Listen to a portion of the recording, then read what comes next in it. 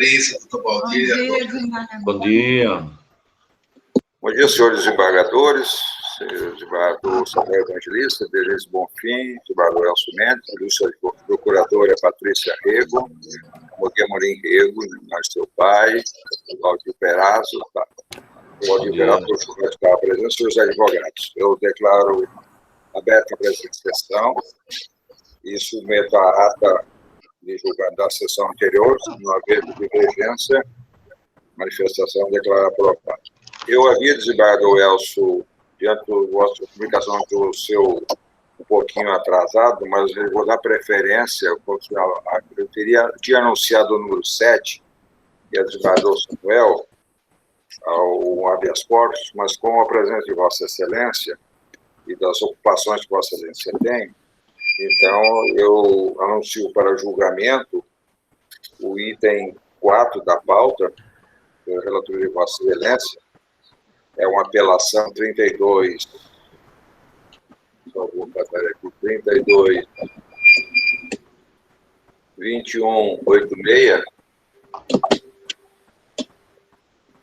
e revisor o desembargador Samuel Evangelista. Eu concedo a palavra a Vossa Excelência. Desembargador, presidente, eu vou pedir permissão para sair só um pouquinho, tá? Enquanto o desembargador Elcio... Autorizado. Muito obrigada. Obrigado pela concessão de poder fazer, iniciar a minha fala. Muito obrigado, desembargador Pedro, desembargador Samuel e desembargadora Denise. Só em dado se dispensa o relatório do processo. Doutor Macambira está presente? Desembargador Pedro, doutor Macambira não logou na sala. Eu confirmei o envio dos e-mails e recebimento, mas ele não logou. Não está presente, desembargador Elcio. Nesse caso, eu posso fazer um resumo até da emenda, né? Pois não. Comprovado por provas contundentes que os agentes integram a organização criminosa, a manutenção da condenação à medida que se impõe, o vetor judicial atinente à culpabilidade de respeito à censurabilidade da conduta e não à natureza do crime, para efeitos de antecedentes criminais, devem ser utilizadas as condenações transitadas em julgados por fatos anteriores ao crime apurado. As consequências do crime são os efeitos acarretados pela conduta delituosa. Outro item da emenda. Diante das provas carreadas aos autos, faz-se necessária a aplicação do quanto metálico para o uso da arma de fogo na organização criminosa. Demonstrado que há participação de criança ou adolescente no grupo criminoso, o reconhecimento da causa de aumento é a medida que se impõe. Na terceira fase dosimétrica do crime previsto no artigo 2º, parágrafo 2º e 4º da Lei 12.850/2013, deve haver aumento de pena em 2 momentos. Primeiro, pelo uso de arma de fogo, e segundo, pela presença de adolescente. A fixação de regime inicial de cumprimento de pena pressupõe a análise do quando da reprimenda aplicada em conjunto com as circunstâncias judiciais.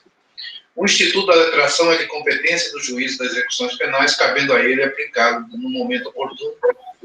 A pena de multa integra a condenação quando fixada na mesma proporção da pena privativa de liberdade no quanto mínimo legal, impossível na sua exclusão, independente da situação financeira dos agentes, a pelos conhecidos e desprovidos.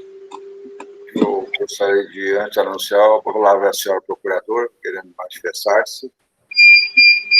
É o item 4. Eu quero, em primeiro lugar, cumprimentar essa Corte de Justiça, cumprimentar o doutor Pedro Ranzi, desembargador Pedro Ranzi, presidente dessa Câmara, e quero, na oportunidade, desembargador, de fazer uma saudação especial hoje pelos seus 33 anos de magistratura. Eu não tive a oportunidade de fazê-lo antes, faço agora. Quero reiterar e afirmar o meu respeito, a minha consideração e a minha admiração por Vossa Excelência. Muito obrigado. Quero cumprimentar o desembargador Samuel Evangelista, quero cumprimentar a desembargadora Denise Bonfim, e cumprimento também muito especialmente o desembargador Elcio Mendes, que é o nosso corregedor agora de Justiça, mas que hoje está aqui também, né, nos dando a honra da sua presença. Eu cumprimento os senhores nobres advogados que estão na sessão, vou fazer isso em nome do doutor Valdir Perazzo. Minhas saudações, doutor Valdir. Cumprimento os servidores dessa casa, na pessoa do doutor Eduardo, sempre muito voluntarioso, sempre muito gentil e cordial e prestativo no atendimento às partes e ao Ministério Público. Quanto ao processo, excelências, eu não tenho nenhum destaque, eu ratifico o parecer que está nos autos. Podemos seguir com o julgamento. Obrigado pelas palavras, e obrigado, conto com a minha colaboração como magistrado, com o respeito ao Ministério Público, à Vossa Excelência, porque já estamos muitos anos de batalha lado a lado, combatendo o bom combate. Muito obrigado. Conte comigo. Passa a palavra ao relator, se ainda quisesse manifestar sobre o processo. Não, sobre o processo não, mas de antemão desejar um bom dia ao nosso presidente, desembargador Pedro Ranz, um bom dia ao desembargador Samuel Evangelista, a doutora Patrícia, nossa procuradora, saudando os advogados, pelo menos no meu raio de visão aqui, que eu estou vendo pelas imagens, o doutor Valdir Perazzo e o doutor Gilberto. Na pessoa do nosso doutor Valdir Perazzo, do nosso defensor também, do doutor Gilberto, um abraço a todos os advogados que integram a sala e também ao Eduardo. Muito obrigado. Desembargador Samuel. Os cumprimentos a Vossa Excelência, senhor presidente. Cumprimentar o desembargador Elcio Mendes, parabenizar a Sua Excelência pela entrega, né? Sei que está participando de um evento dos corregedores gerais e ainda assim é que se encontra para cumprir com o Ministério de Prestação Jurisdicional ao seu cargo. Parabéns, desembargador. Cumprimento a procuradora de Justiça, Patrícia Rego, o defensor público Gilberto, o advogado Valdir Perazzo, o Eduardo, demais advogados que, porventura, se encontrem nesse ambiente. E eu revisei os autos, senhor presidente, e estou confirmando o voto já lançado, acompanhando o relator. Eu renovo saudações a todos os presentes, senhor desembargador Elcio, que largou suas atividades para colaborar com a Câmara. Eu ri e reli esse processo, realmente um processo longo, com um voto bastante tenso. Já tive várias situações. Eu estava querendo até examinar com mais detalhe, mas eu vejo que são processos recorrentes. Parabéns, Vossa Excelência, pelo voto, pela consciência, e acompanho sem divergência o desprovimento dos apelos. Então, decide a Câmara, por unanimidade, desprover os apelos. Unânime. Anuncio para julgamento, senhor desembargador Elcio, e o desembargador já anuncio que o doutor Valdir Perazzo pediu preferência ao item 5, depois do 6, que eu vou anunciar logo, aqui das imagens de declaração, como está presente, tem preferência de relator de Vossa Excelência. Então, depois do número 6, eu vou anunciar o número 5, para Vossa Excelência concordar. Não há sustentação de preferência. Então, vou começar de vontade. Em pleno acordo, desembargador Pedro. Obrigado. Então, anuncio para julgamento, o relator de Vossa Excelência, o item e desembargador revisor de Samuel Evangelista, é a apelação 05.00012 de 40, é da Infância e da Juventude, e relator é Vossa Excelência, com que eu concedo a palavra. De forma bem sintética, com a compreensão do doutor Valdir Perazzo, fazendo um resumo tanto da emenda quanto do voto propriamente dito. A emenda processo penal, embargo de declaração em apelação criminal com efeitos modificativos, entendo que a omissão foi inocorrente, vícios não evidenciados e a discussão de matéria já apreciada e decidida. Entendo, sim, que ausentes dos pressupostos legais não podem ser acolhidos os embargos declaratórios que traduzam mero inconformismo com a decisão recorrida, embargos de declaração conhecidos e rejeitados. Eu faço um relatório do todo, né? Faço a transcrição do que o embargante, de forma bem resumida, do que o embargante requereu entre as folhas 2 e 16 dos autos, inclusive destacando a parte final do pedido. A Procuradoria de Justiça opinou pelo conhecimento e rejeição. Fiz uma abordagem sobre os artigos 619, 620, parágrafo 2º do Código do Processo Penal. Faço uma menção ao julgamento ocorrido no dia 15 de janeiro de 2021, transcrição da emenda B, faço uma abordagem sobre a tese de omissão suscitada pela defesa, e entendo que a defesa busca sanar a omissão em relação à inépcia da inicial, procedimento de defesa, objetivando anular as provas obtidas a partir da violação do domicílio, anular a audiência de instrução e julgamento, as provas obtidas e, consequentemente, absolver o apelante. Eu faço uma abordagem sobre cada um desses tópicos, inclusive transcrevendo trechos da decisão do colegiado da Câmara Criminal, quando da abordagem dos referidos temas, né, e cada um desses temas, da inépcia, da nulidade das provas, inclusive fazendo a menção a quando que ela foi analisada, quando do julgamento no âmbito da Câmara Criminal. Com relação à tese da nulidade, também faço essa observação. Com relação ao cerceamento de defesa, também entendi que ela restou devidamente analisada. Faço transcrição de trechos. Né?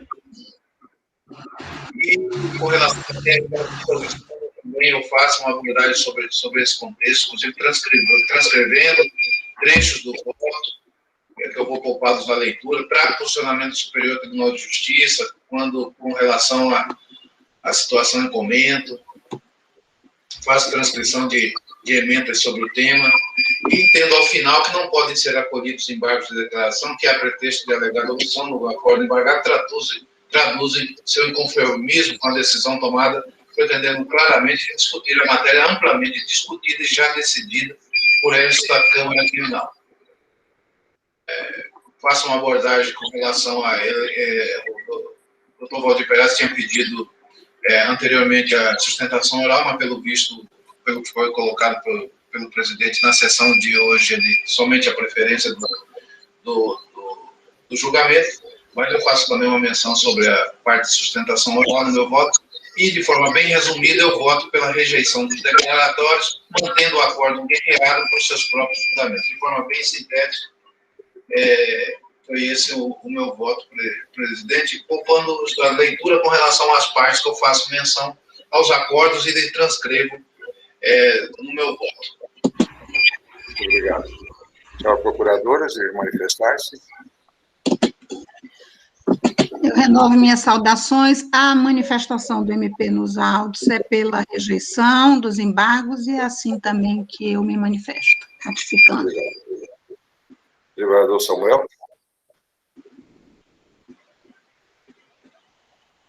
Também, senhor presidente, meu voto é acompanhando o relator para rejeitar os embargos de declaração.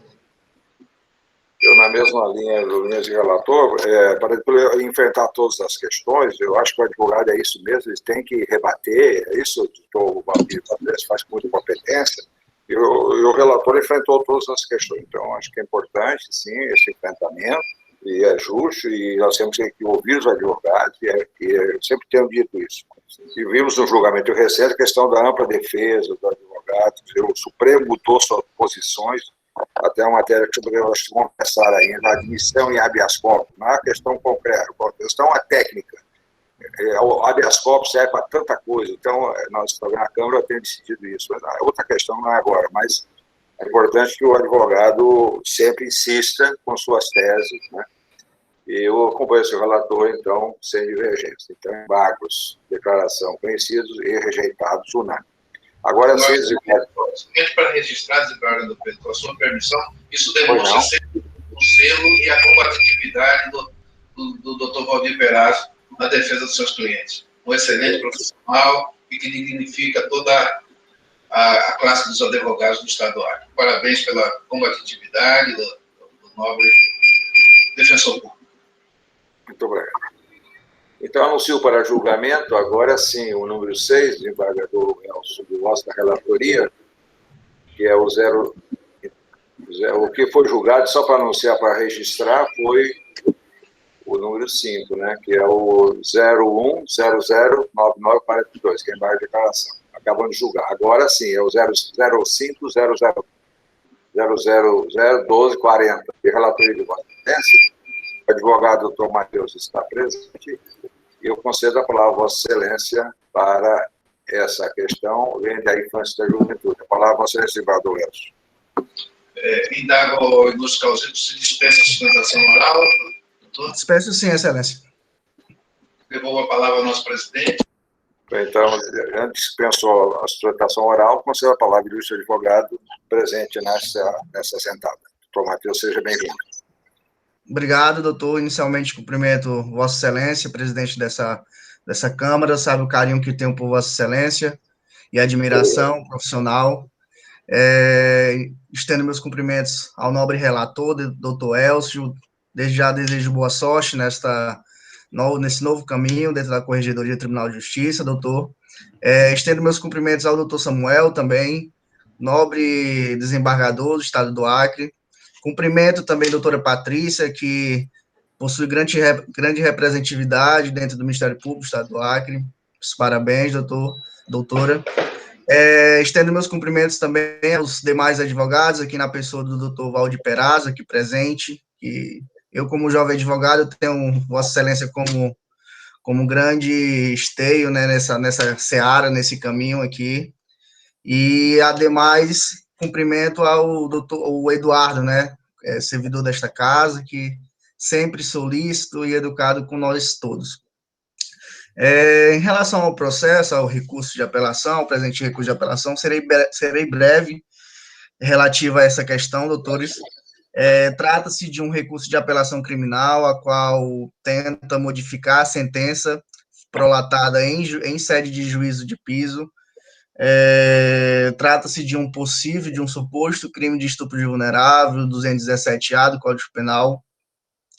O recorrente, né, ora apelante, ele é avô da vítima, da suposta vítima. Em sede de primeiro grau, durante a instrução, o mesmo está sendo acusado, né, foi acusado de, por duas vezes, em momentos distintos, ter praticado atos libidinosos em desfavor à sua neta, né, suposta vítima, no caso, sendo que o primeiro teria sido o recorrente, ora apelante, teria acariciado seus seios, enquanto a mesma estava dormindo em sua cama. Entretanto, doutores, relativo a esse primeiro ponto, vale salientar que na mesma cama, no mesmo local a qual a suposta vítima informa que houve tal acariação, algo do tipo, ao lado estava dormindo seu irmão, o senhor João Pedro, que é até mais velho na época dos fatos, né, mais velho do que a própria suposta vítima. Só doutor, como é um julgamento, vamos só evitar de citar o nome da vítima, essa situação. Perfeito. Tá bom? Perfeito, doutor. Entretanto, o irmão da suposta vítima encontrava-se deitado, né, ao lado da mesma, e em depoimento, em sede de instrução processual, o mesmo nada acarentou sobre tal situação. A suposta vítima informa que nesse tal primeiro momento que houve essa acariação, ela teria esboçado uma reação e etc. Entretanto, caso houvesse de fato, tivesse havido essa acariação, tivesse havido essa reação, o irmão dela, quando em sede de instrução, ele afirmou que não ouviu, de certa forma, tal reação e não soube nada mencionar acerca desse fato. O segundo fato, em relação a esse delito, a esse processo criminal, seria o quê? Que o próprio acusado, ora apelante, em dado momento, teria chegado a suposta vítima e estaria nu da cintura para baixo. E dali seria esse o segundo momento que ela acusa o mesmo. Vale ressaltar, doutores, que apesar da suposta vítima ser neta do acusado, né, do ora apelante, eles não residiam juntos na mesma casa. Como é que acontecia na época todo esse deslinde? Por a suposta vítima morar longe da residência, ela estudava por uma parte do dia, e a outra parte do dia ela ficava na residência do acusado, do orapelante, enquanto seus pais trabalhavam para o fim do dia eles buscarem ela. Nesse momento do suposto dia dos fatos, os pais da suposta vítima estariam viajando, por isso que ela passou uma semana, cerca de 10 dias, direto, todos os dias, na residência do acusado. Vale salientar, doutores, que foram ouvidos inúmeras testemunhas, informantes, durante a instrução processual, e nenhum deles conseguiu, de certa forma, elucidar, afirmar concisamente que houve tais atos libidinosos. Todas as informações que temos seriam relativos tão somente esteios acerca do depoimento da própria vítima, da suposta vítima. E nesse caso, doutores, vale fazer uma observação que no local onde supostamente teria acontecido os fatos, que é uma residência, essa residência funciona também como uma atividade empresarial, uma atividade comercial, que seria uma malharia, e lá funciona das 7 às 8 da noite.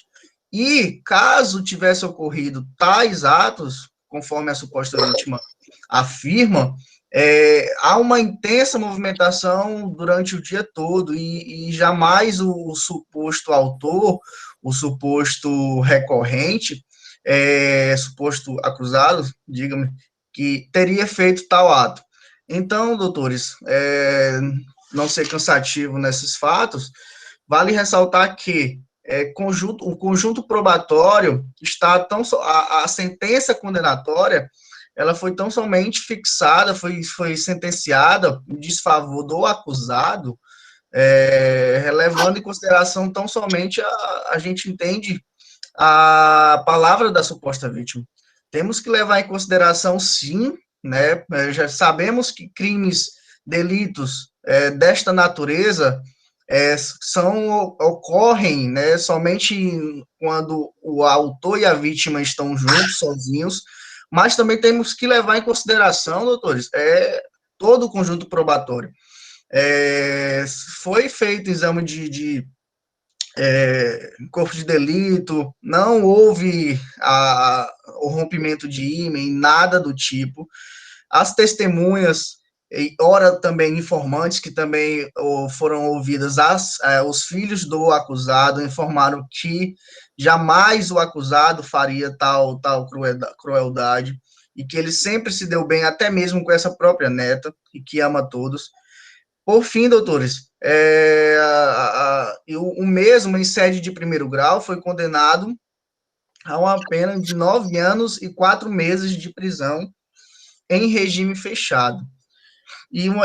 Trata-se de uma pessoa, um idoso, que até dias atrás estava internado, entubado no INTO. Eu já visto, ele tem 70 anos de idade, problema cardíaco e problemas renais, enfim. Então, o cárcere privado será uma prisão perpétua ou até mesmo uma pena de morte para o mesmo, de forma antecipada. Então, doutores, concluindo meus pedidos, a defesa do senhor do oral recorrente entende que o mesmo é inocente e requer de vossas excelências a absolvição, nos termos do artigo 386 do Código de Processo Penal, há de ser feita justiça no presente caso. Desde já cumprimento vossa excelência, desejo um bom trabalho e um bom dia. Obrigado. Doutor Matheus.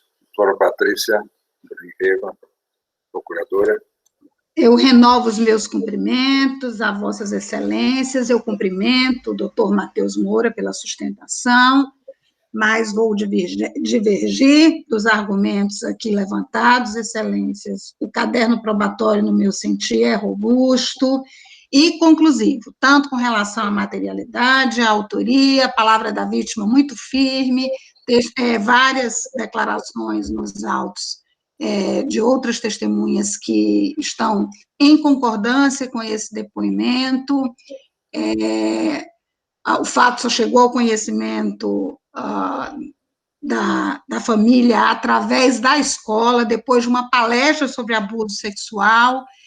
Eu tenho atuação nessa área, vejo que isso é muito comum, então, para mim, as provas estão harmônicas e eu ratifico o parecer que está nos autos pelo desprovimento do apelo. Quanto à situação do réu, que já é idoso, que tem a sua saúde fragilizada, o ilustrado advogado pode manejar as medidas cabíveis, né, os instrumentos disponíveis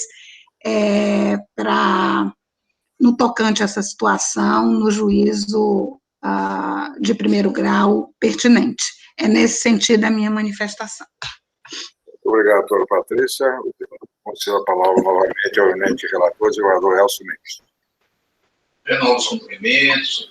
De forma bem sintética, presidente, o meu voto ele faz um resumo da denúncia, ele traz uma abordagem sobre o depoimento da vítima, inclusive transcrevendo trechos desse depoimento, ele faz um desenho junto ao Superior Tribunal de Justiça e também à Câmara Criminal da jurisprudência que alicerça o depoimento da vítima nesse tipo de crime. Eu faço a transcrição das emendas, né, tanto do Superior Tribunal de Justiça como da nossa Câmara Criminal sobre o tema. Eu faço também uma abordagem sobre o depoimento do pai da vítima, eu faço transcrição de trechos desse depoimento, da mãe da vítima. Também faço a transcrição de trechos do depoimento da diretora da escola, da vítima. Faço uma abordagem sobre o depoimento do acusado, que ele é completamente isolado das demais provas dos autos, e também faço uma abordagem sobre o atendimento que a psicóloga fez quando do atendimento na referida vítima, inclusive com transcrição de trechos desse relatório, inclusive da parte de conclusão desse depoimento. Também eu trago a parte da sentença, em que o juiz fundamentou de forma correta a análise das provas produzidas nos autos, bem como transcrevo trechos no meu voto do Ministério Público, da Procuradora-Geral, quando fez uma abordagem também sobre o tema. De forma bem sintética, este é meu voto, encaminhando pelo desprovimento do apelo em questão. Obrigado, desembargador Elcio. Desembargador Samuel, de revisor. Senhor presidente, eu cumprimento o ilustre advogado pela sustentação feita, parabéns. Estou de acordo com o voto do relator, senhor. Eu renovo as saudações a todos, cumprimento o doutor Gilberto, se não cumprimentei, o doutor Matheus pelo trabalho, muito bem coordenado. Doutora Patrícia, é aquela velha questão familiar, não sei se a virilidade masculina com o quê, essa situação realmente prova, o auto é consistente. E essas palestras que o Vossa Excelência talvez tenha essa orientação, acho que é importante sim, no âmbito de escola e tal, as pessoas têm dúvida. Então, eu acho que está em falta de educação, falta de orientação, mas não sabe o que tem. É uma situação bastante delicada e nós temos que combater isso. Quanto ao voto, eu também vejo que o conjunto facultatório é existente, a palavra da vítima é consistente, que há atos criminosos provados, né? Apesar da palavra da vítima, mas com a riqueza de detalhes. Então, peço bem ao doutor Matheus, mas eu acompanho o seu relator e desprovejo o recurso também. Então, decidi a Câmara conhecer do apelo, né, e desprovê-lo, apelo desprovido. Unânime. Concedo a palavra ao doutor Elcio, quiser ainda se manifestar, já que Vossa Excelência aqui não tem mais algum processo, tem algum em mesa? Nenhum, presidente, só deixar um abraço ao desembargador Pedro, desembargador Samuel, a nossa procuradora doutora Patrícia, aos nossos defensores, doutor Gilberto e doutor Valdir Perazzo, e a toda a advocacia presente, né, nesta sala. Um grande abraço, desembargadora Denise e também ao Eduardo. Obrigado. Bom dia. Senhores, voltando ao nosso normal, doutor desembargadora Denise, para aguardar a presença de... Desembargador, Pois não. eu estou aqui, está entrando aí meu vídeo. Pois não. Estou presente. Eu vou anunciar para julgamento, doutor desembargadora Denise, o habeas corpus 1342/58, da relatoria do eminente desembargador Samuel Evangelista, e o advogado Dr. Valdir Perazzo. Eu concedo, Sua Vossa Excelência está logado, né? Eu concedo a palavra à Sua Excelência, eminente desembargador Samuel Evangelista. Senhor presidente, para tornar a cumprimentar a Vossa Excelência e também cumprimentar a desembargadora Denise, dizer da satisfação do desembargador e mais uma vez atuar com Vossa Excelência. Eu consulto ao ilustre advogado se dispensa a leitura do relatório. Está sem o áudio, viu? Dispenso, doutor Samuel. Então, concedo a palavra a Vossa Excelência, se não houver qualquer divergência. Excelente. Excelência, pela ordem, desculpa. Qual é o item da pauta? O item 7.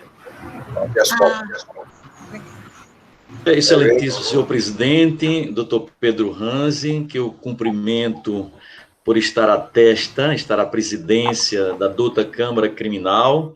Cumprimento também, aproveitando o ensejo dos cumprimentos da doutora Patrícia, pelos 33 anos de magistratura. Enfim, desejo a Vossa Excelência uma profícua gestão à frente da dota Câmara Criminal do Tribunal de Justiça. Cumprimento a doutora Denise, que regressou à Câmara Criminal. Seja bem-vinda, doutora Denise. Obrigada, Peraz.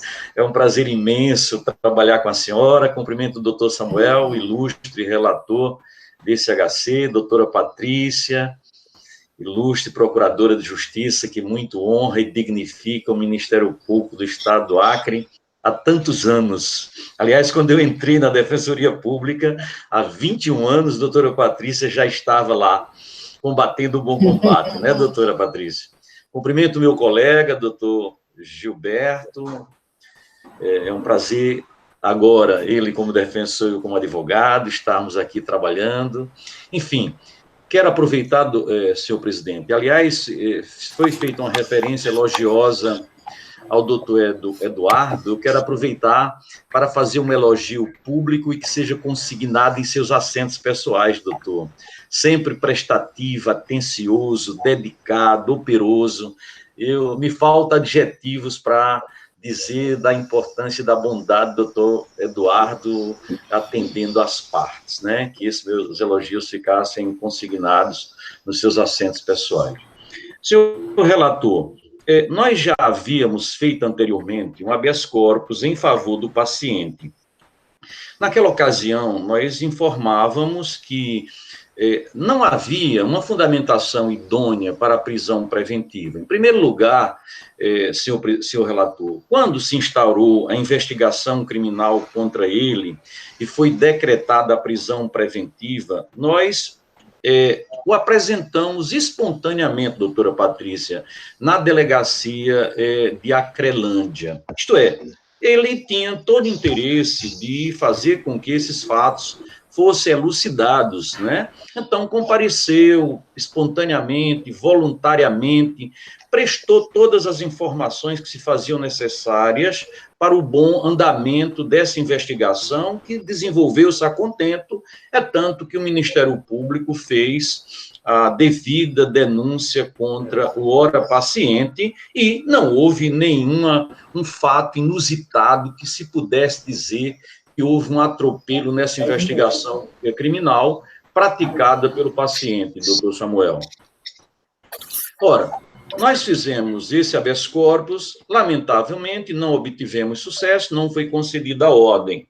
Transcorreu o tempo e já faz aproximadamente 5 meses que o paciente se encontra preso. Nós o apresentamos e, naquela mesma ocasião, ele já ficou detido. Isso no dia 27 de outubro de 2020. Portanto, o paciente, doutor Samuel, já se encontra preso aproximadamente há 5 meses, sem que a instrução criminal tenha se iniciado.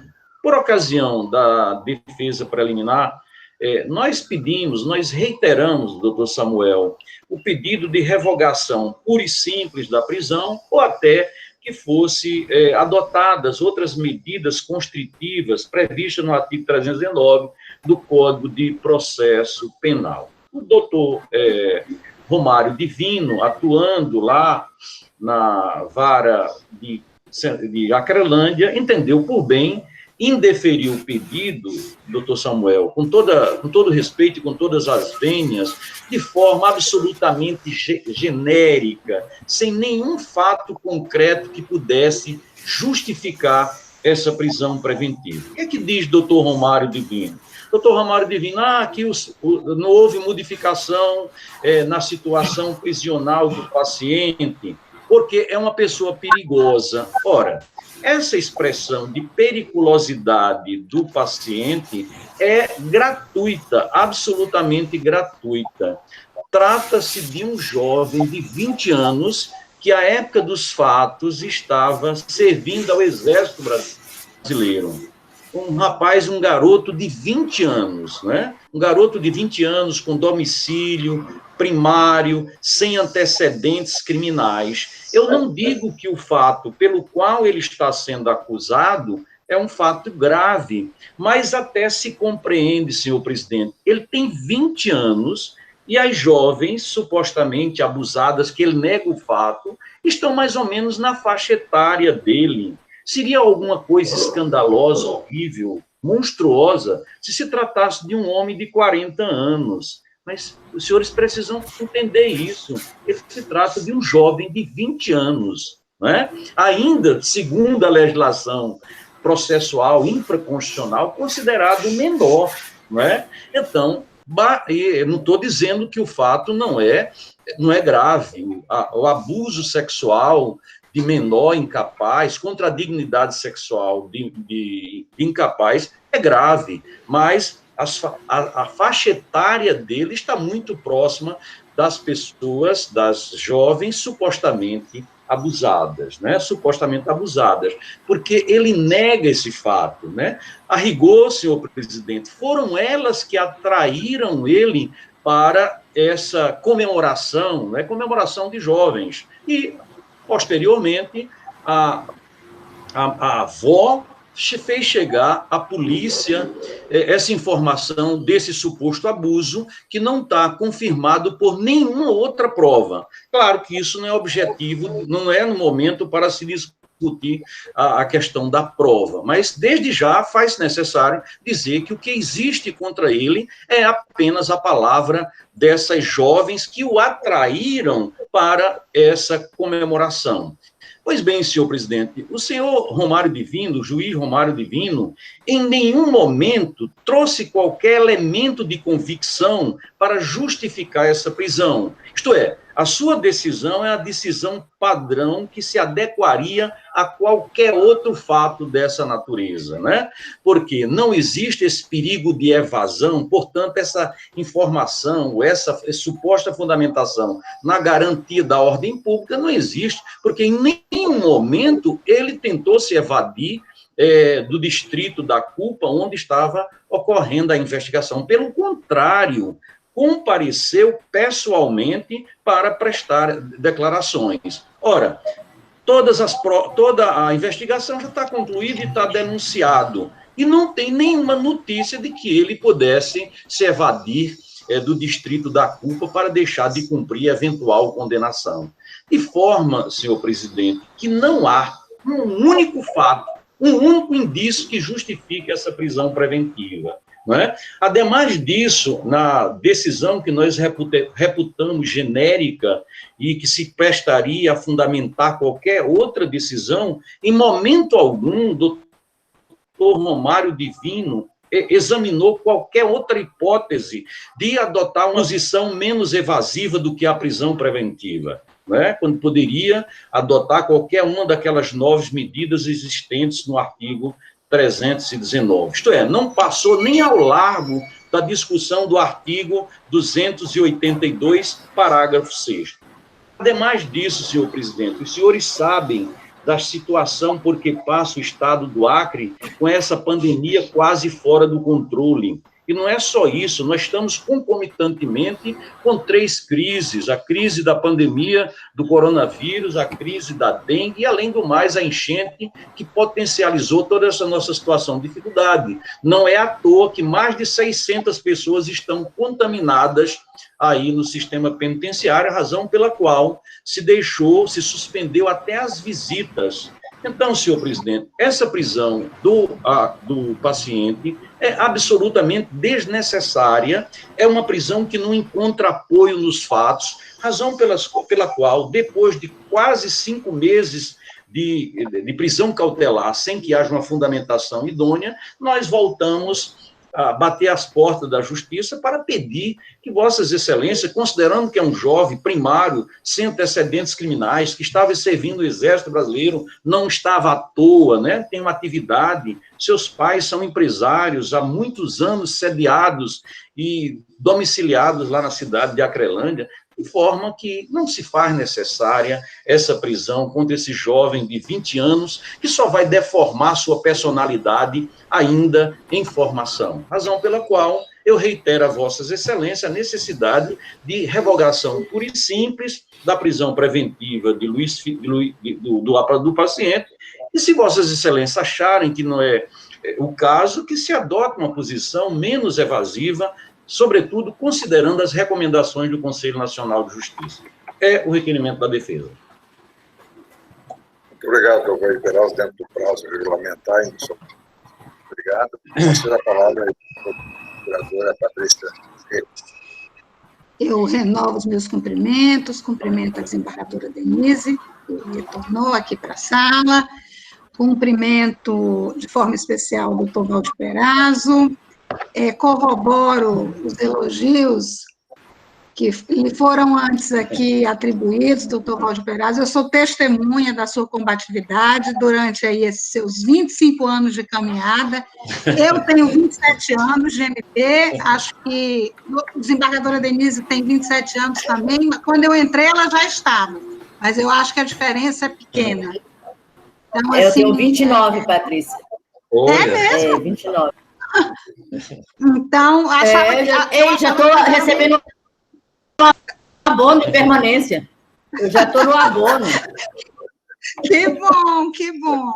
Eu ainda tenho um caminho. Enfim, mas somos todos testemunhas da sua combatividade. Mas, quanto ao processo em pauta, senhores desembargadores, eu vou ratificar o parecer, tá? Pela não concessão. Eu vi o processo, eu lamento profundamente, é um jovem de 20 anos mesmo, enfim, mas as suas condições pessoais não são suficientes para a concessão da liberdade. No meu sentir, a prisão está fundamentada, estão presentes os requisitos para a decretação, principalmente a gravidade concreta do delito e a possibilidade de reiteração da conduta delituosa. Então, eu vou divergir aqui do nosso ilustre advogado, doutor Valdir Perazzo, e vou manter e vou ratificar o parecer pela denegação da ordem. Nesse sentido, a minha manifestação. Muito obrigado. Novamente, a palavra do ilustre relator, e o Samuel Evangelista. Senhor presidente, é para cumprimentar o advogado Valdir Perazzo pela sustentação feita, sempre muito combativo, dedicado.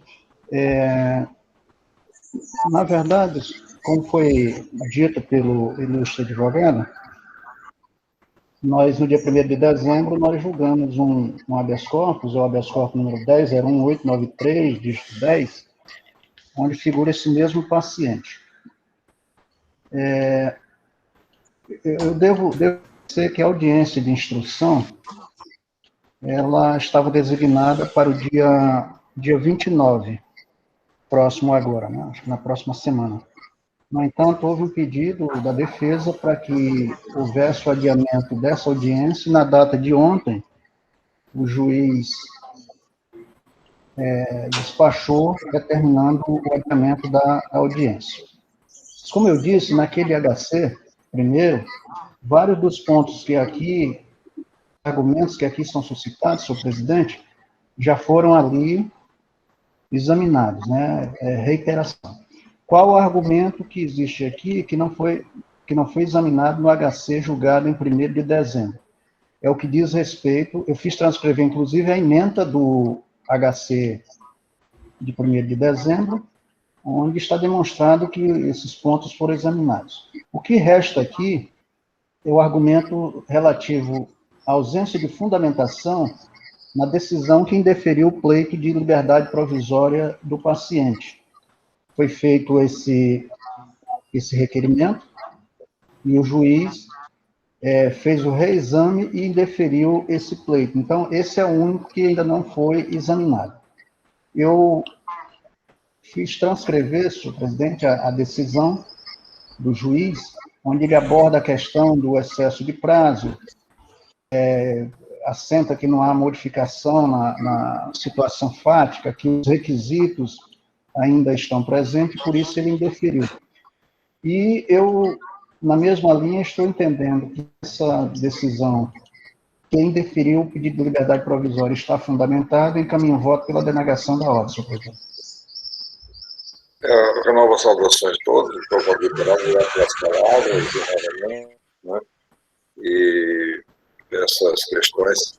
Eu lamento esse tipo de situação, né? O processo não deve ser longo, já está designado, como dito, de adiamento, né? Então a instrução vai se iniciar. Então, agora é a defesa através da causa do excesso, mas eu concordo que é um jovem naquele fogo da idade. Mas no momento processual, né, eu também acompanhei o relator e denego a ordem. Então, acho que faltou a denegar a ordem. Faltou a desembargadora Denise, né? Não entendi. Faltou o voto da desembargadora Denise. Não votou, me perdoe, desembargadora. Eu pensei que tá. Ok. É que eu recebi um telefonema agora aqui, me atrapalhando. Ok. Depois vai falar Vossa Excelência. Desembargador Pedro, presidente, renova as saudações de Vossa Excelência, o desembargador Samuel, a doutora Patrícia. Gostaria de dizer, Patrícia, que eu fiquei muito satisfeita esta semana que Vossa Excelência participou de uma videoconferência, né, na área que você bem domina, ambiental. Para nós, acrianos, é muito bom ver você a nível nacional, representando todo o nosso estado. Então, parabéns mais uma vez.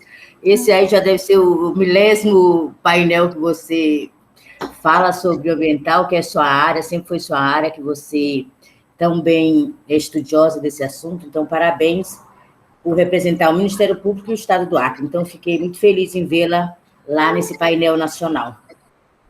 E, doutor Valdir Perazzo, obrigada pelas suas palavras com relação à minha pessoa. De fato, já faz alguns anos, né, que nós nos conhecemos, nós todos, né, aqui sempre trabalhamos na área criminal, nós todos aqui sempre tivemos a Patrícia como promotora, a gente substituindo, né, o Pedro Ramos com o Samuel, com todo mundo, então nós já faz tempo, então. E é isso, e eu gostaria de dizer, Valdir, isso com a idade, né, a gente fica pensando como é que um jovem tem essa situação de uma acusação tão grave com relação à sua pessoa, penso nos familiares, como é que nos deve estar passando, penso nessa situação toda também de pandemia, mas infelizmente, doutor Valdir Perazzo, com devida vênia, eu vou acompanhar o eminente relator, porque por hora eu entendo que deva se manter a segregação preventiva. Então, acompanho o eminente relator e pedindo vênia a Vossa Excelência, doutor Valdir Perazzo. Tudo de bom, muito obrigada. Bom dia a todos. Meu voto também, desprovejo o apelo, o habeas corpus, então, habeas corpus denegado, unânime. Me perdoe pela falha. Obrigado, doutor Valdir Perazzo. Bom dia a todos, bom dia a todos. Bom dia, bom final de semana. O item da pauta, que se trata da apelação 000403847, do legislador Samuel, no Instituto sou revisor, mas essa que me chamou a atenção. Eu consigo a palavra, e o doutor Gilberto é o relator. Nesse que eu vou dispensar o voto, doutor Gilberto. Então,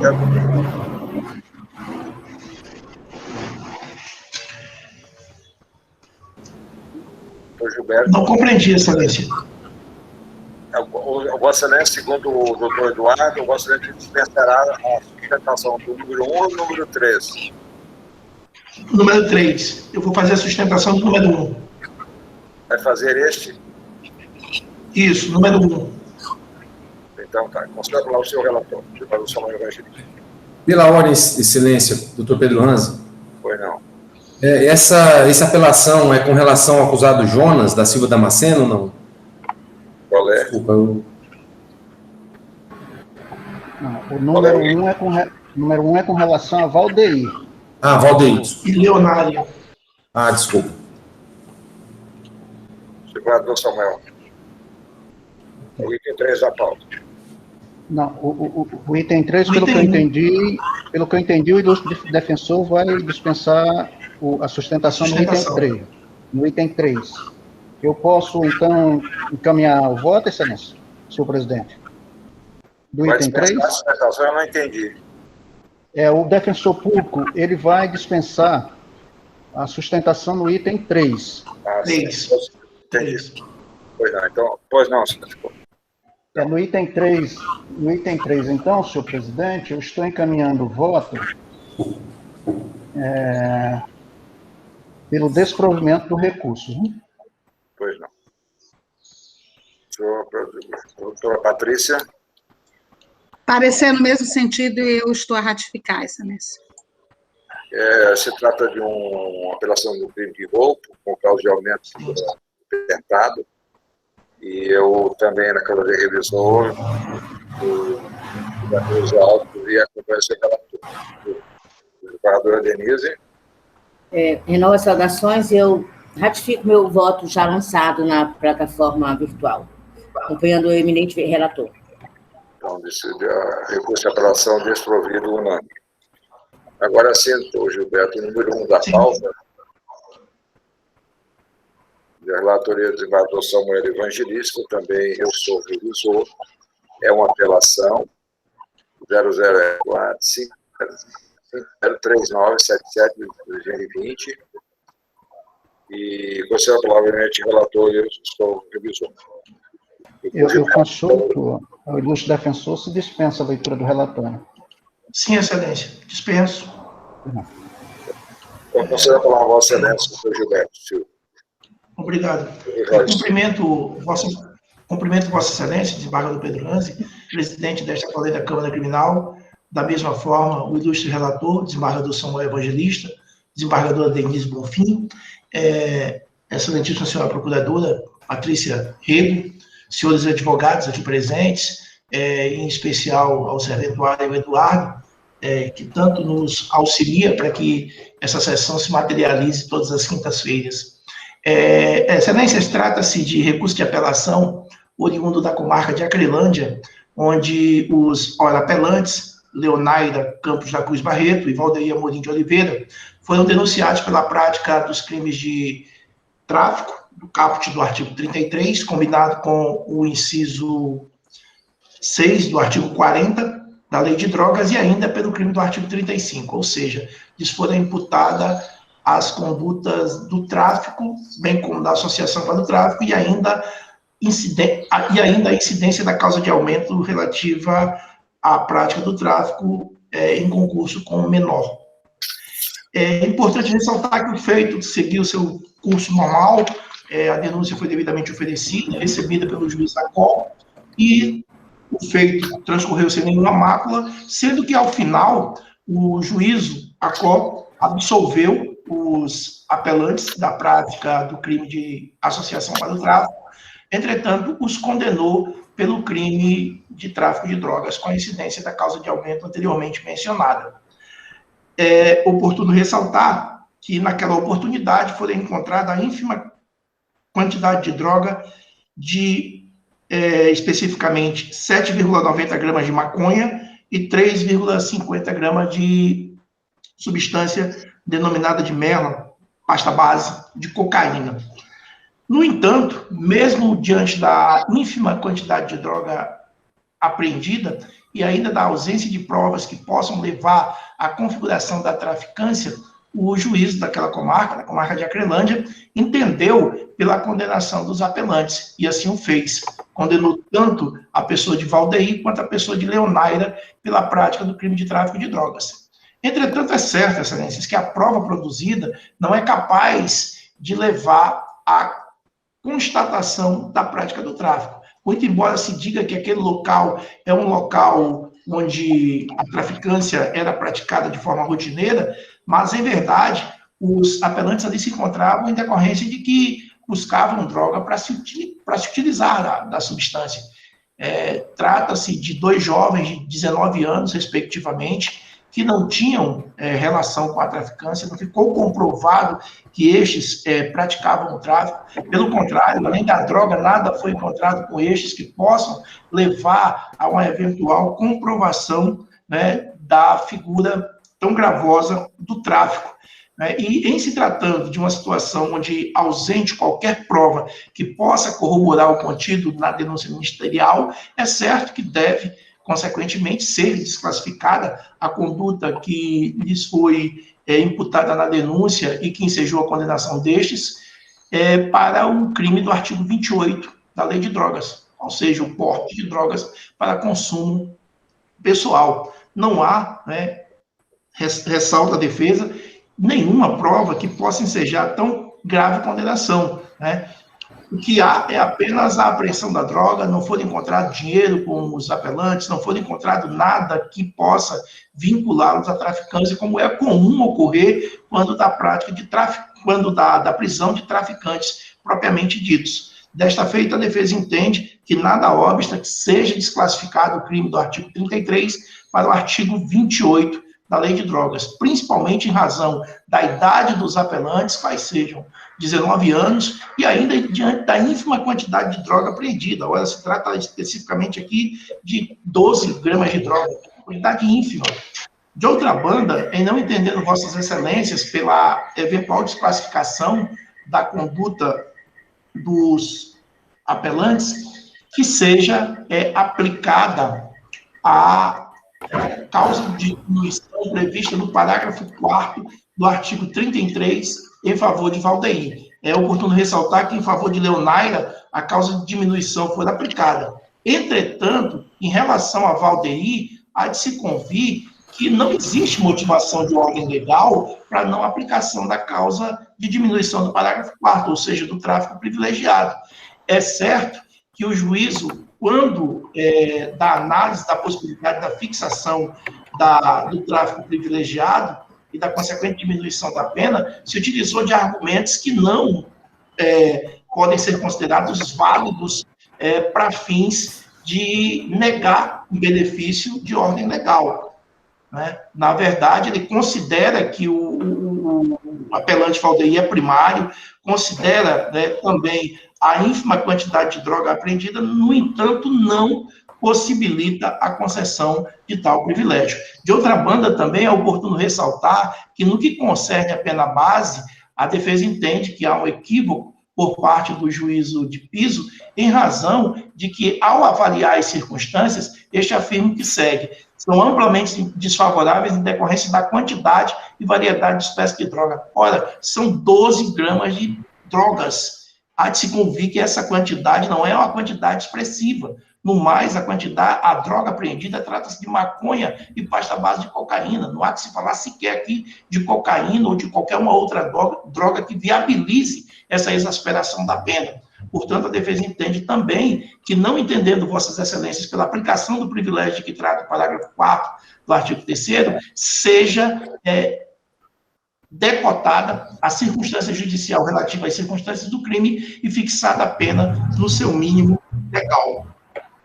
Desta feita, excelências, para não cansá-los e fazendo aqui uma síntese do que é objeto do pleito recursal da defesa, esta pugna em síntese pela desclassificação do crime do artigo 33 para o artigo 28, e assim não entendendo vossas excelências que seja em favor do apelante Valdeir aplicada a causa de diminuição do parágrafo 4º do artigo 33, qual seja o tráfico privilegiado, e, por fim, não acolhida ainda essa tese, requer seja decotada a circunstância judicial relativa às circunstâncias do crime, posto que a sua valoração se deu de forma indevida no entender da defesa. É o que requer, né, a Defensoria Pública em favor dos apelantes, pugnando por deferimento e agradecendo aos senhores pela atenção hora despendida. Muito obrigado, Gilberto. Obrigado, vereadora Patrícia. De novo, meus cumprimentos. Cumprimento o doutor Gilberto, que ainda não tinha cumprimentado hoje, minhas saudações, inclusive pela sustentação. Excelências, o parecer é da doutora Gisele, é um parecer grande, no qual ela analisa todas as teses levantadas no recurso, e eu vou ratificá-lo aqui, sinteticamente, já me manifestando pelo provimento parcial nos termos do parecer. É nesse sentido a minha manifestação.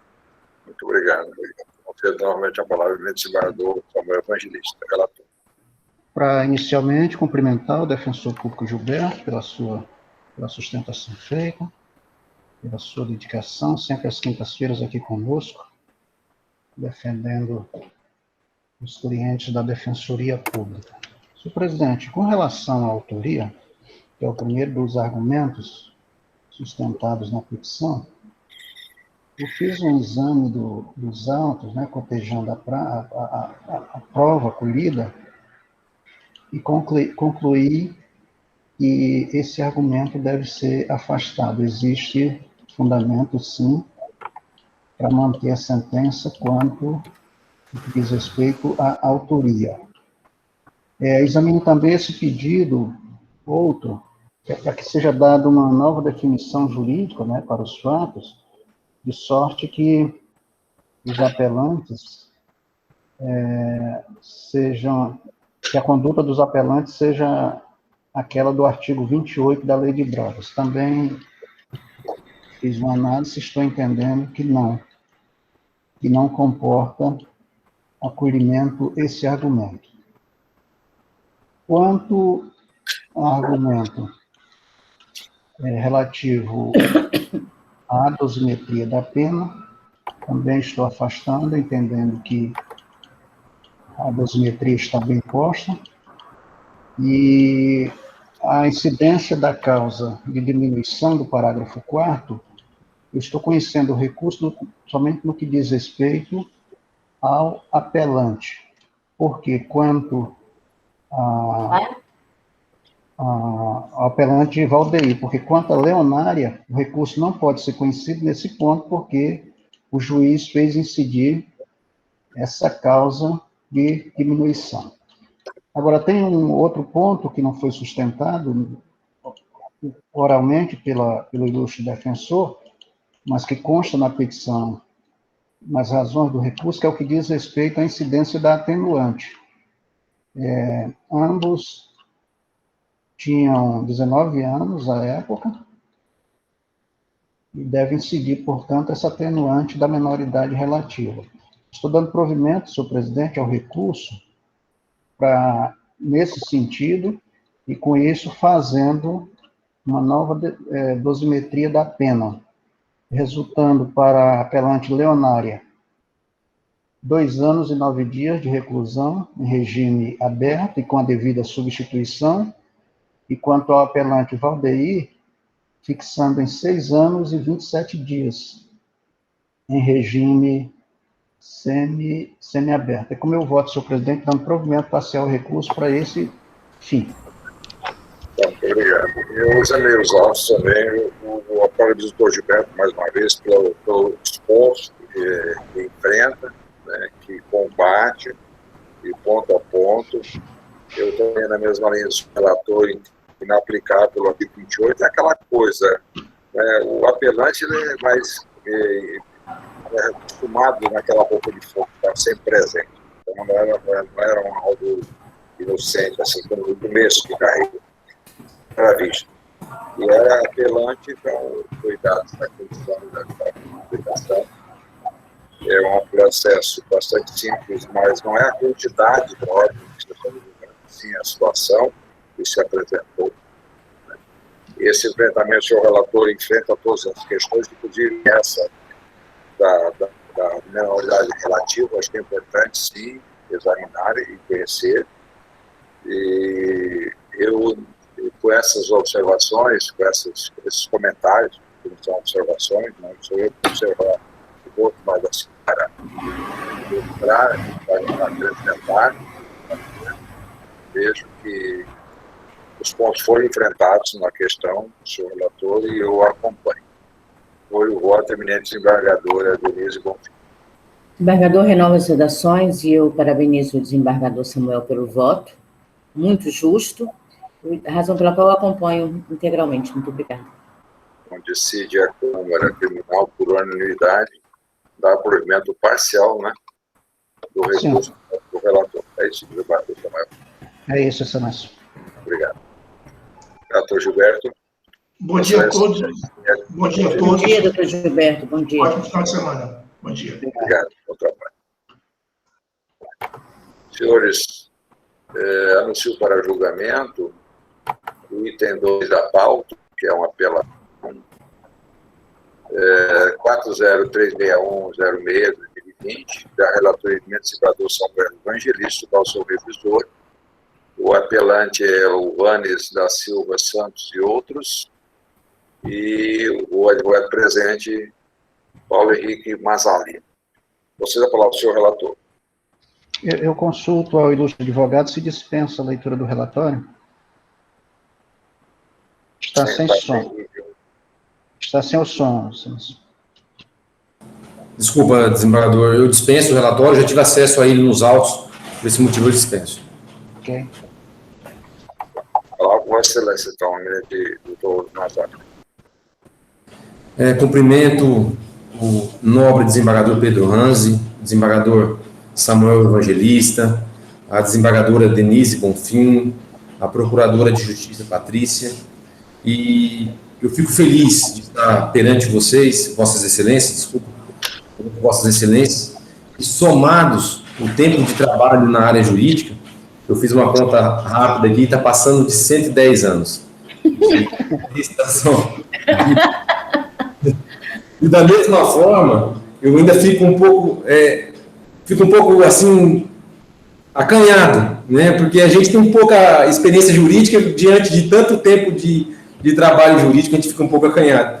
E é por esse motivo que muitos advogados perdem até o sono à noite, né? Sabe que vai fazer a sustentação, o sono some dessa pessoa. Mas estamos aqui e, excelências, eu vim falar em defesa do apelante Jonas da Silva Damasceno. Somente deste. Tem outros 2 apelantes, mas eu vim falar apenas deste. Os outros estão com outros advogados e com a Defensoria Pública, se eu não me engano. Excelências, o que eu vim aqui hoje sustentar a pretensão recursal é chamar a atenção para a individualização da pena. Digo isso porque, começando pela própria denúncia, ela vem narrando que Elvanes é conhecido por ser um atuante em uma facção criminosa e que o ajudante desse Elvanes é uma pessoa chamada Cleison. Isso está na própria denúncia. E que o Elvanes, que também é um apelante, mas não está sob a defesa desse advogado, ele teria respondido a outro processo. Por esse motivo, ele estaria com a tornozeleira eletrônica e por isso ele precisou da ajuda desse Cleison, que é tipo um ajudante dele. Isso diz a própria denúncia dos policiais. E esse Cleison, para não deixar as coisas, os atos ilícitos deles ali na casa de Elvanes, porque já estava sendo monitorado, ele deixou uma arma no terreno vazio, um terreno baldio, próximo à casa de Elvanes, e arma de fogo e drogas, ele pediu a casa do apelante Jonas emprestar, para deixar guardar e deixar. Por isso, excelência, a nossa pretensão, o Jonas foi punido já, foi condenado pelo crime de tráfico, e o porte de arma, dessa arma de fogo que foi encontrada na casa dele. A nossa pretensão recursal é a seguinte, é absolvê-lo, a intenção da defesa é conseguir a sua absolvição por essa arma de fogo que foi encontrada em um terreno baldio, em que Cleison confessou ter colocada lá, em que o policial chamado Chaves, policial militar, disse que essa arma pertencia a Elvanes e que ela foi guardada lá por Cleison. A defesa não viu, após a compulsar os autos, a defesa não viu relação nenhuma dessa arma de fogo com o apelante Jonas. Na casa dele foi encontrada, sim, uma pistola. E por isso ele foi condenado e a defesa não trouxe pretensão recursal sobre isso. Ele foi condenado, sim, pela droga que foi encontrada na casa dele. E a defesa também não se levantou contra isso. A defesa se levanta contra a condenação do porte de arma de fogo, de uma carabina, se eu não me engano. Uma carabina, um policial chama de carabina, o outro chama de outro nome, mas é uma arma de uso, uma arma longa, diferente da que foi encontrada na casa de Jonas. Excelência, a verdade é o seguinte: o senhor Jonas, que não era uma pessoa conhecida da polícia, veja bem o que disse o delegado Tonini quando for ouvido durante a instrução probatória perante a autoridade judiciária. Ele disse: nunca tinha ouvido falar desse senhor Jonas. Foi o que ele disse na instrução.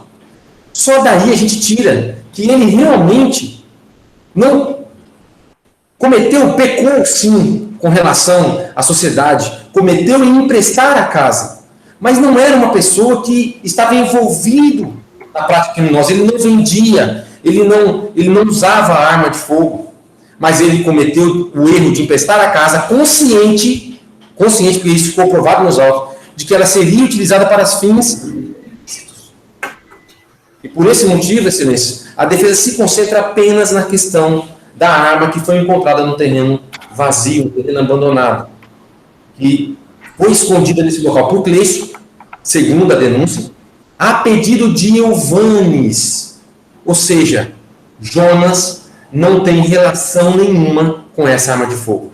Chama a atenção de mim, excelências, o fato de que o próprio Ministério Público, na ação com relação à organização criminosa, e eu juntei essa decisão, a manifestação do Ministério Público, e a decisão de Sua Excelência, juiz de direito da Vara Criminal de Rio Branco, pedindo o arquivamento do processo com relação a esses três, com todos os três, inclusive do apelante Jonas, do crime de organização criminosa, dizendo que não havia justa causa para a demanda desse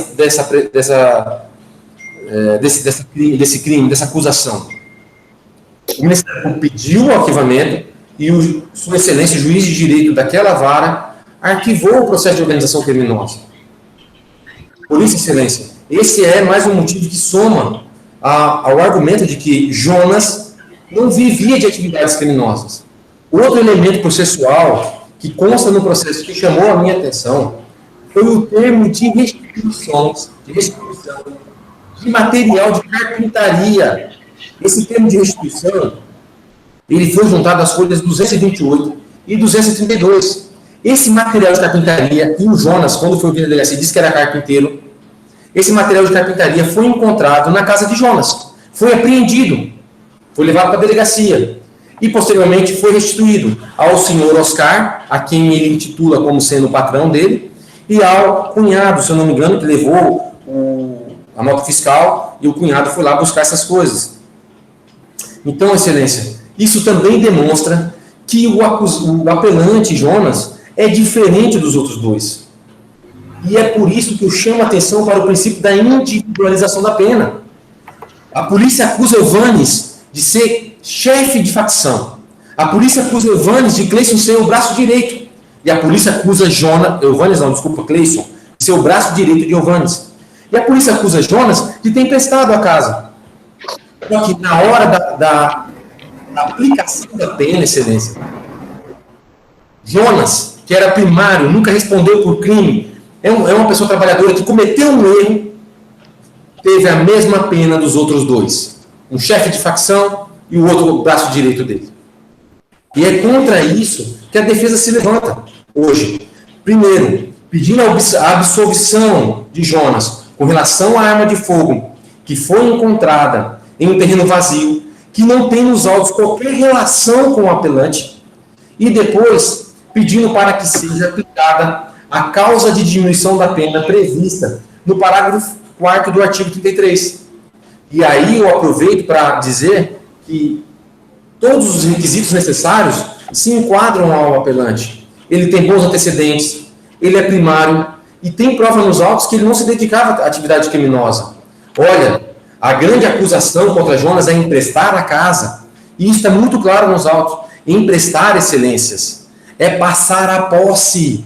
A administração da casa, a administração das coisas que estavam lá, era ao encargo do acusado de ser chefe da facção, Eovanes, e ao encargo do braço direito dele, Cleison. Então, foi com grande tristeza que a defesa recebeu a pena de Jonas, uma pena igual às outras pessoas que são diferentes dele.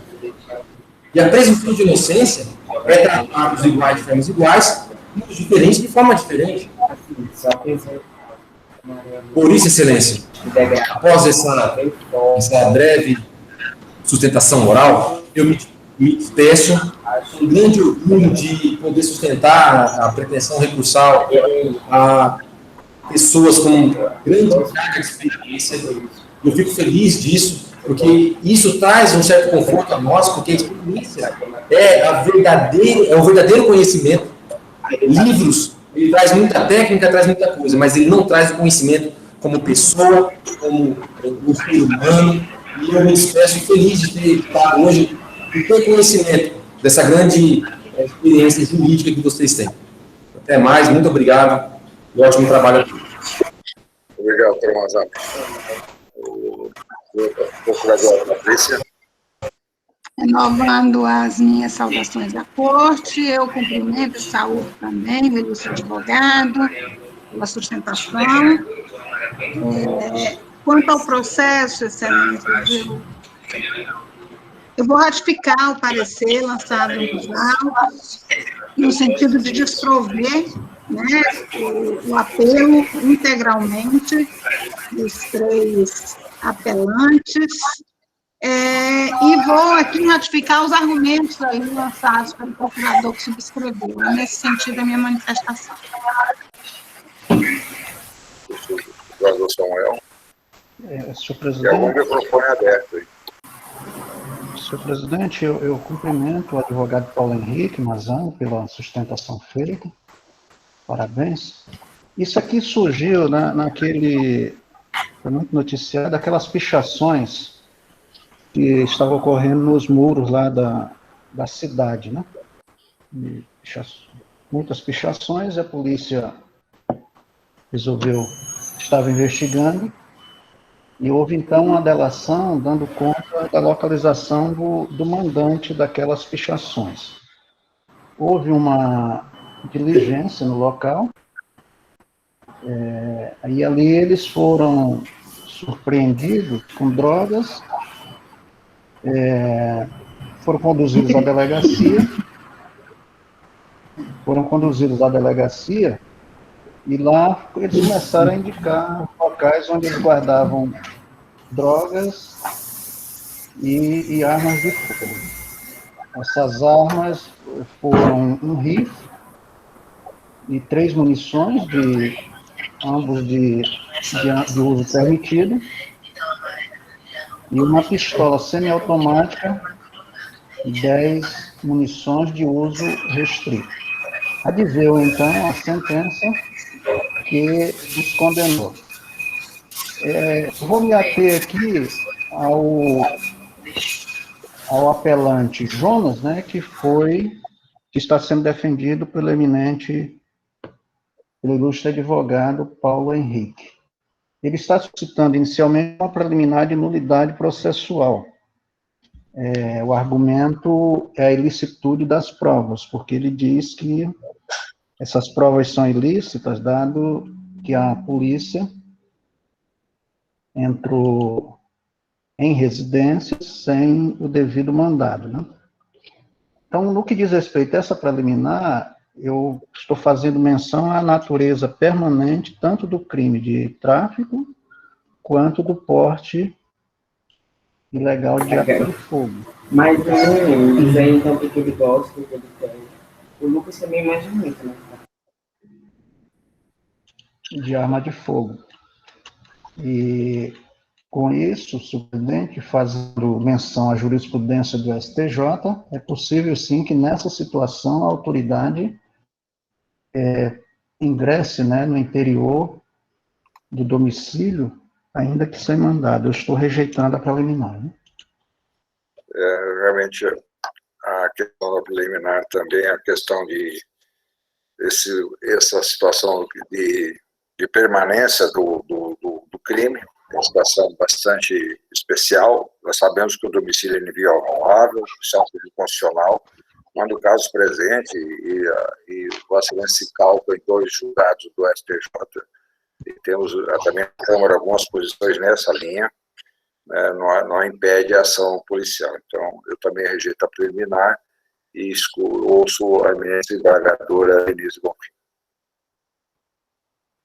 Sem áudio. De igual forma, senhor presidente, eu coaduno com um entendimento que é permanente, então, a qualquer hora, sim, pode-se fazer o flagrante. Então, acompanho integralmente, rejeitando essa preliminar. No mérito... Desculpa, presidente. Prossiga, desembargador Samuel. No mérito, esse apelante, ele pretende ser absolvido. Tem alguns pedidos alternativos de redução da pena base para o crime de tráfico de drogas, a incidência da atenuante da confissão. Ele também pleiteia a incidência da causa de redução da pena, lá do artigo 33, parágrafo 4º, que incida no percentual máximo, e também a modificação do regime inicial do cumprimento da pena. Quanto ao argumento da absolvição, presidente, aqui nós estamos diante daquela situação da guarda ou posse compartilhada. Eu estou afastando esse argumento. Né? A dosimetria da pena, eu a examinei e tenho que ela está bem posta. A atenuante da confissão, o que aconteceu aqui é uma confissão qualificada, e também estou afastando o argumento quanto à alteração do regime inicial do cumprimento da pena. De sorte, senhor presidente, que o meu voto é encaminhado no sentido de negar provimento ao recurso do Jones, bem como dos 2 outros apelantes. É como eu voto. Muito bem. É uma questão, ao saúde do Gonçalves pela interpretação, realmente os argumentos bastante efetivos, mas no caso presente, né, esses tantos anos de estrada, que Vossa Excelência fala, mas não é isso, a gente não vou ser justo, né? No caso, as provas que eu posso entender, o relator aí enfrentou todas as questões postas no apelo, e eu também não divido, como o relator, pedindo ver a Vossa Excelência pela fala, mas eu não estou divergente. Ouço a eminente desembargadora Denise Bonfim.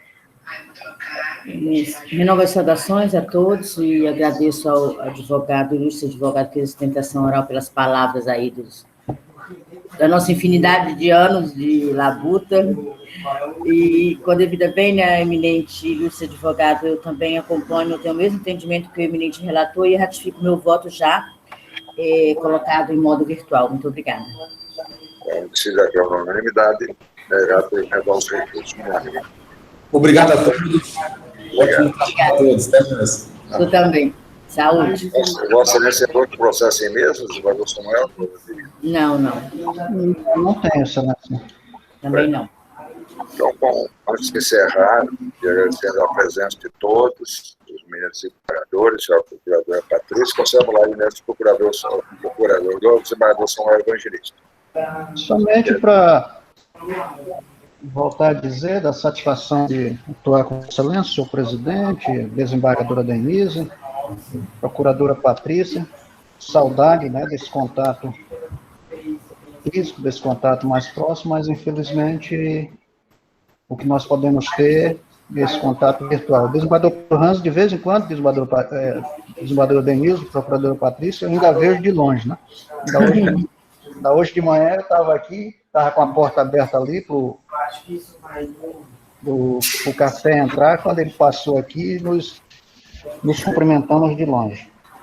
Mas pedir a Deus, né, que essa situação passe e que nós possamos voltar a conviver fisicamente e possamos esperar, né, toda essa essas adversidades que se fazem presentes, quando nós vemos que tantos conhecidos nossos, né, tantos amigos ficaram pelo caminho. Um bom dia a todos, né, um bom resto de semana, que Deus nos proteja. Muito obrigado. Desembargadora Denise? Desembargador presidente, também meu sentimento de agradecimento a Deus por estarmos bem aqui, nós, nossos familiares. Tenho pedido a Deus conforto, né, nesse momento aí, para tantas famílias. Cada dia a gente vê uma pessoa conhecida, um amigo que está perdendo a batalha aí. Imagino como é. Tem famílias que tem 4 ou 5 que morreram. Deve ser uma situação que eu nem imagino como é que não deve ser para essas pessoas. Então, eu tenho rezado muito pedindo misericórdia de Deus para toda a humanidade, para todos nós, para sairmos dessa. E é isso, só registrar, desejar aos senhores saúde, para os senhores e familiares, e dizer da minha satisfação de estar aqui. Quero dizer também, desembargador presidente, que eu coaduno com todas as palavras do Dr. Valdir, em relação ao Eduardo. Eu não me canso, né? Quase toda sessão eu falo sobre o Eduardo, sobre o jeito, o funcionário público que ele é, já de muito tempo, nos acompanhando na Câmara Criminal, e eu ratifico todas as palavras do eminente Dr. Valdir Perazzo com relação a ele, e também gostaria que essas nossas falas fossem levadas aos assentamentos funcionais do nosso querido Eduardo. Desejar, então, a todos felicidades. Muito obrigada. Muito obrigado. Com relação ao Eduardo, eu já antecipo que eu estou de acordo. Eu ratifico tudo o que foi dito pela desembargadora Denise. Obrigado. Então, só antes de considerar a doutora Patrícia, também já vou anotar essas questões e vou encaminhar. Vamos ver a forma de encaminhar para o assentamento pessoal. Acho que é justo, oportuno. Doutora Patrícia. Bom, eu também, na minha fala de abertura, fiz um registro de elogio ao Eduardo, e eu gostaria também que constasse nos assentamentos dele, é uma fala não pessoal, mas em nome do Ministério Público da Criança. O reconhecimento pelo trabalho, pela presteza, realmente o Eduardo é um servidor diferenciado, e, portanto, deve ser distinguido. Quero ratificar também essa manifestação. Quero dizer que o meu sentimento é o mesmo também, é de gratidão. Eu e a minha família, felizmente, continuamos aqui, não fomos atingidos por essa doença, por esse vírus terrível, embora tenha amigos, tenha tido parentes que tiveram perdas, e hoje é um dia simbólico. Ontem o Brasil bateu a marca de 300 mil mortos. Então, acho que nós, enquanto Câmara Criminal, poderíamos, inclusive, registrar aqui a nossa solidariedade ao luto dessas famílias e ao sofrimento, desembargador Pedro Ranzi. Encerrar essa sessão com um ato solene, 1 minuto, talvez, de silêncio, um registro mesmo oficial da nossa solidariedade a essas famílias enlutadas. Eu também, desembargadora Denise, tenho rezado, sei da sua fé, conheço a sua fé, eu processo, eu na minha fé que professo também, tenho diuturnamente rezado para que esse país possa sair e que haja uma transformação nesse estado de coisas, mas faço um apelo para que nós, enquanto membros do sistema de justiça, enquanto cidadãos também, possamos continuar nos movimentando e trabalhando para transformar a realidade de coisas no Brasil, para que politicamente as coisas possam acontecer com celeridade e com eficiência, e para acabar, pelo menos minorar o sofrimento e as perdas e o luto do povo brasileiro, que nunca, pelo menos na nossa geração, e aí hoje foi dito aqui, que aqui tem mais de 100 anos de trabalho desenvolvido, nunca vivenciamos o que estamos vivenciando agora, e nem nos nossos piores pesadelos nós imaginávamos que pudéssemos assistir, passar o que nós estamos passando hoje. Então, é essa a minha mensagem. E, claro, eu sou uma otimista nata, eu tenho esperança que a gente possa, enquanto povo brasileiro, enquanto instituições, e membros dessas instituições que nós pertencemos, transformar a realidade o mais rápido possível. nesse sentido. Então, assim que eu me despeço hoje. Muito obrigada. Realmente, colegas e procuradora, é de dor e luto, né? Mais de 300 mil perdas, realmente de saúde, né, nessa situação. Eu também levo minha mensagem de solidariedade. Eu acho que antes de encerrarmos, eu acolho, em nome de fazendo um minuto de silêncio em essas vítimas, acho que é oportuno, e vamos, então, sugerir aos colegas que façamos, né, temos 8 horas e 30 minutos, 9 horas, então 1 minuto de silêncio em homenagem a todos os vítimas, com a compreensão dos pais e da procuradora.